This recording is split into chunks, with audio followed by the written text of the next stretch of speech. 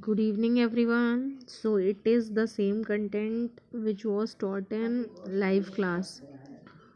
So, again, I'm explaining here the case in which the refraction at spherical surface was going on.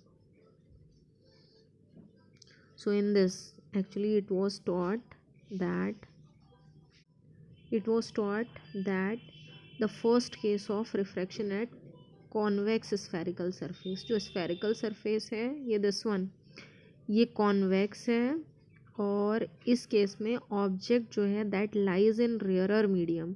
तो या तो आप ऐसे भी बोल सकते हैं कि जो रे है that is travelling from air to glass, मतलब rarer medium to denser medium. या फिर आप कह सकते हो कि object lies in rarer medium और इमेज फॉर्म्ड एज रियल, और इमेज रियल बन रही है। तो जब रियल इमेज बनेगी कॉन्वेक्स सरफेस के केस में तो that will be on this side. Okay, तो look at the diagram carefully. और इसमें आप जैसा कि देख रहे हैं कि पॉइंट ऑब्जेक्ट लिया गया है और पॉइंट ऑब्जेक्ट से सबसे पहली रे जो जा रही है वो यहाँ पर इंसिडेंट होती है। तो रे जब यहाँ इंसिडेंट होगी तो सबसे पहले नॉर्मल जो है इस सरफेस के लिए वो इस डायरेक्शन में आता है, सी सेंटर ऑफ कर्वेचर से ये नॉर्मल है। और जो रे है वो रिफ्रैक्शन के बाद इसकी इनिशियल डायरेक्शन ये होनी चाहिए थी, नॉर्मल की तरफ बैंड होती है क्योंकि डेंसर मीडियम में आ रही तो नीचे जाएगी और ये इस डायरेक्शन में आती है।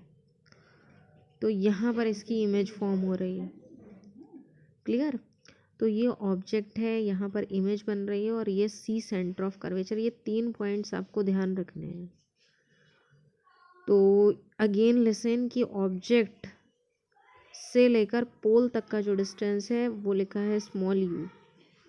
उसके अलावा इमेज से लेकर पोल तक का जो डिस्टेंस है वो वी लिखा है। सेंटर ऑफ कर्वेचर से पोल तक का डिस्टेंस आर होती है radius of curvature. Sign convention use करना है, जब भी आप यू लिखेंगे वो माइनस में होगा और वी और आर प्लस में होंगे। उसके बाद कुछ चीज़ें और देखनी है आपको, जैसे जो इंसिडेंट रे है वो प्रिंसिपल एक्सिस के साथ में जो एंगल बनाती है वो अल्फ़ा।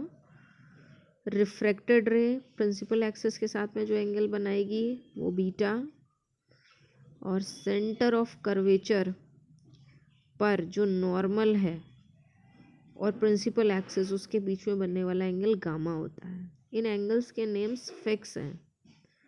कोई भी केस होगा, किसी भी डायरेक्शन में रे जा रही हो, चाहे रेयरर टू डेंसर या डेंसर टू रेयरर, जो भी होगा उसमें हमेशा ये जो एंगल्स होंगे वो सेम रहते हैं। अल्फ़ा ऑब्जेक्ट वाला एंगल, बीटा इमेज वाला एंगल और सी पर जो एंगल बनता है वो गामा। उसके अलावा एक काम और किया है कि आपसे कहा जाता है लेंस जो है वो थिन लेंस है। तो हमेशा थिन लेंस के लिए जो पी पॉइंट होता है, पी तो पोल है यहाँ पर, आप यहाँ पे ट्रीट करते हैं ऑप्टिकल सेंटर। तो पी और एम 2 पॉइंट से एक दूसरे के बहुत क्लोज हैं। तो एन एम जो है वो एक परपेंडिकुलर लिया है प्रिंसिपल एक्सिस पर। तो अगर आप ओ पी डिस्टेंस लिखेंगे या ओ एम डिस्टेंस लिखेंगे बोथ आर इक्वल, क्योंकि ओ एम डिस्टेंस जो है ना वो गिवन नहीं है, actually O P distance given है। अब कुछ चीज़ें और हैं, जैसे आपको पता है एंगल ऑफ इंसिडेंस, वो एंगल होता है जो इंसिडेंट रे नॉर्मल के साथ में बनाती है। तो ये नॉर्मल है, ये इंसिडेंट रे है, ये जो बाहर एंगल बन रहा है ये एंगल ऑफ इंसिडेंस है। उसके अलावा जो रिफ्रैक्टेड रे नॉर्मल के साथ एंगल बनाती है वो एंगल ऑफ रिफ्रैक्शन होता है आर। ओके, तो ये 2 एंगल्स आपको और ध्यान रखने हैं। अब आई होप कि डायग्राम आपको अच्छे से क्लियर हो गया होगा। अब देखिए स्टार्ट करते हैं डेरिवेशन। तो डेरिवेशन में देखिएगा, सबसे पहले आपको जो ट्राइंगल लेना है वो ट्राइंगल होगा एन ओ सी, यानी कि ऐसा ट्राइंगल लेना है जिसमें ऑब्जेक्ट और सेंटर ऑफ कर्वेचर को कवर करता हुआ एक ऐसा ट्राइंगल होना चाहिए जिसमें एक एंगल आपको एक्सटीरियर दिखाई दे और बाकी 2 इंटीरियर एंगल्स हों। क्लियर?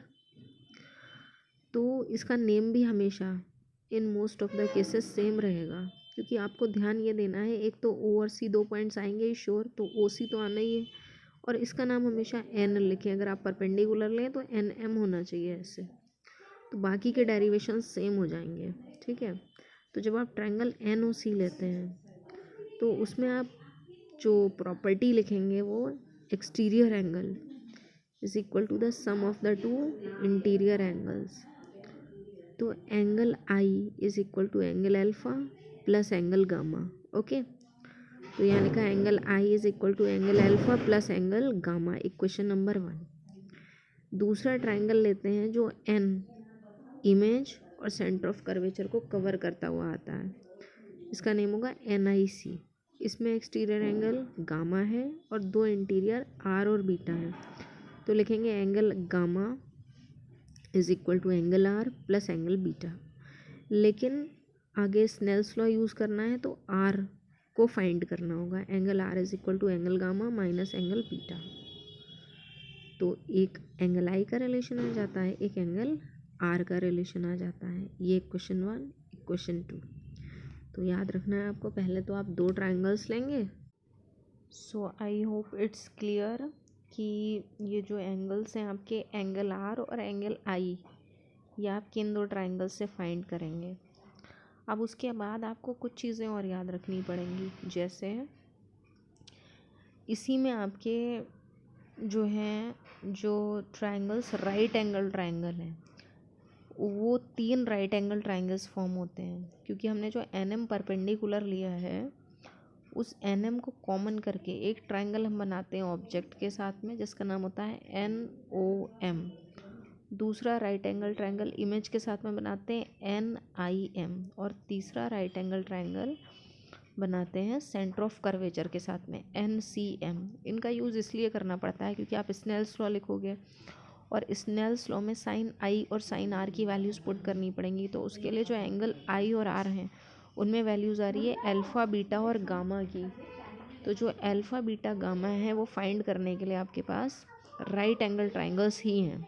ठीक है, तो देखिए सबसे पहला मैंने ऑब्जेक्ट वाला राइट एंगल ट्रायंगल लिया है NOM।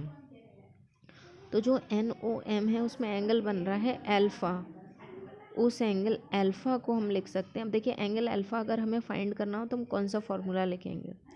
तो यहाँ पर जो दो साइड्स नोन है, एक तो NM सभी में कॉमन है, वो बाद में कैंसिल हो जाएगा। दूसरी साइड है हमारी OM जो नोन है, क्योंकि उसको U लिख सकते हैं। तीसरी हाइपोटेनियस है, वो अननोन है, तो इसलिए बेटर होगा कि हम टेन थीटा का फॉर्मूला यूज़ करें। तो हमने लिखा 10 अल्फ़ा, और एक चीज़ और लिखी कि alpha approximately equal to 10 alpha, क्योंकि याद रखना पड़ेगा आपको अगर एंगल्स स्मॉल हैं तो अल्फ़ा या 10 अल्फ़ा, तो 10 अल्फ़ा की जो वैल्यू है वो अल्फ़ा के इक्वल होगी। Without 10 we can write, without 10, without sine, without cos we can write only angle, क्योंकि वैल्यू बहुत स्मॉल है। तो alpha approximately equal to 10 alpha, और उसकी वैल्यू जब आप फाइंड करेंगे तो हो जाएगा NM/OM। दूसरी बात, OM को आप रिप्लेस कर देंगे OP से। ओके, इसी तरह से आप triangle right angle triangle image वाला लेंगे NIM। इसमें आपने लिखा beta approximately equal to 10 beta, और वो हो जाएगा आपका NM/MI। MI या IM लिख सकते हैं, लेकिन क्योंकि रेस डायरेक्शन में जा रही है ना, तो उसी ऑर्डर में लिख लिया MI। उसी तरह से लिख सकते हैं NM/MI को रिप्लेस कर सकते हैं PI से, PI। इसी तरह से आपका ट्रायंगल NCM में 10 गामा क्या होगा, परपेंडिकुलर NM/MC, और MC को रिप्लेस कर सकते हैं PC से। ठीक है, तो ये 3 रिलेशंस भी समझ आ गए होंगे। अब आपको क्या करना है ना, 2 ट्रायंगल्स तो ध्यान रखने हैं एक्सटीरियर एंगल प्रॉपर्टी वाले।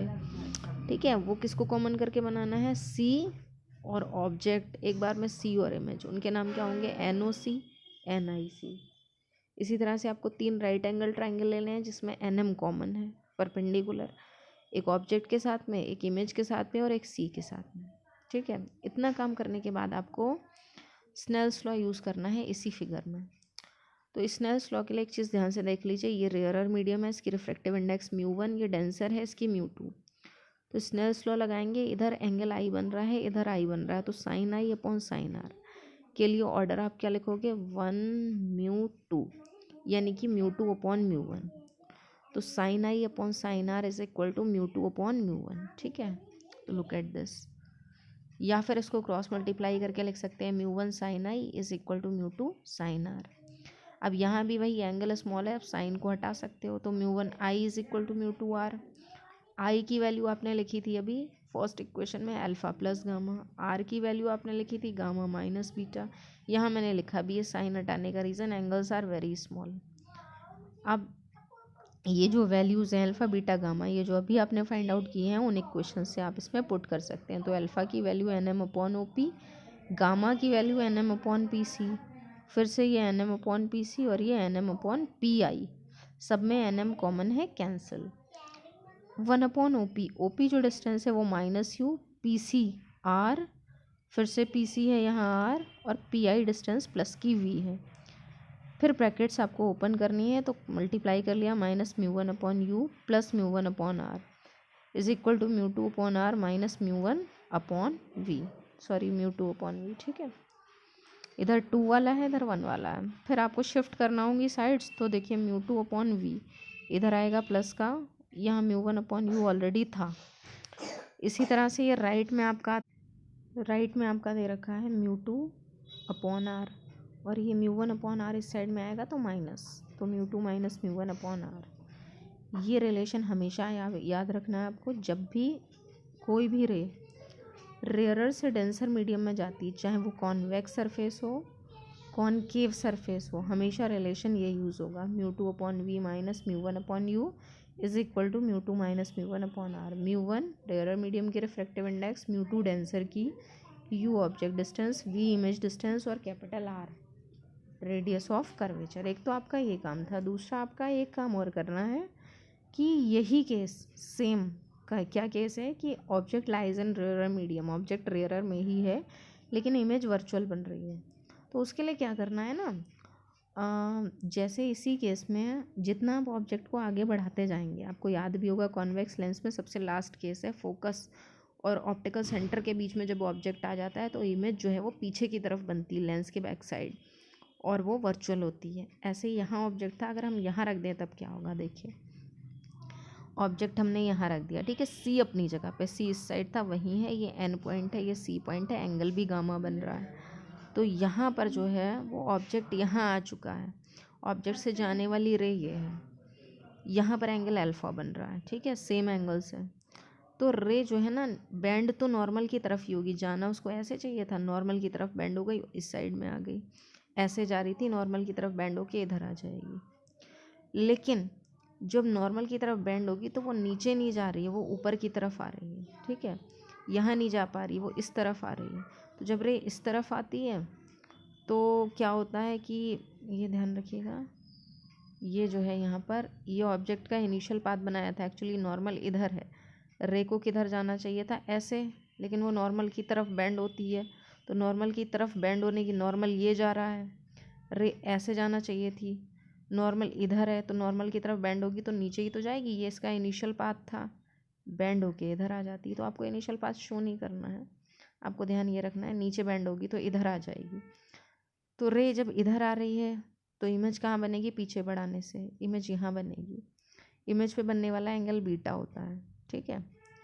तो अल्फ़ा बीटा गामा अपनी जगह है, ओ आई और सी भी अपनी जगह है, डिस्टेंसेस भी यू वी और आर है, ये पॉइंट एन है, ये एम है, ये वाला पी है। एंगल्स आई और आर देख लीजिए, एंगल आई कहाँ बनता है, एंगल आई बनता है वहाँ पर जहाँ पर इंसिडेंट रे, देखिए ये इंसिडेंट रे है और किसके साथ बनाती है, नॉर्मल के, नॉर्मल कहाँ है ये, ठीक है।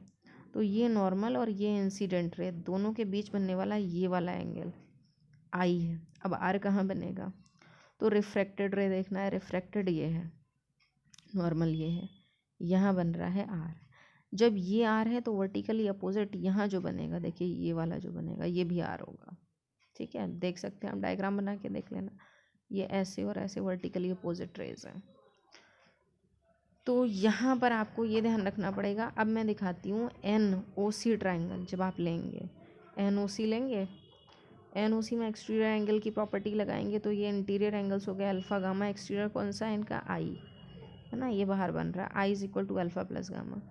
इसी तरह से जब आप लगाएंगे एन आई सी में, एन आई सी ये पूरा बन रहा है, ये इतना बड़ा ट्राइंगल एन आई सी, NIC में एक्सटीरियर एंगल की प्रॉपर्टी लगाएंगे, तो एक्सटीरियर एंगल कौन सा है और इंटीरियर कौन से हैं। तो देखिए इंटीरियर एंगल्स हैं इसमें बीटा और गामा, ठीक है। इंटीरियर एंगल्स कौन से हैं, बीटा और गामा, और इनका एक्सटीरियर एंगल किधर होगा, तो इनका एक्सटीरियर एंगल जो है वो आपको इधर देखना पड़ेगा R, ठीक है। इसको यहाँ कंसिडर ना भी करें कोई बात नहीं, R यहाँ बन रहा है, R is equal to gamma plus beta.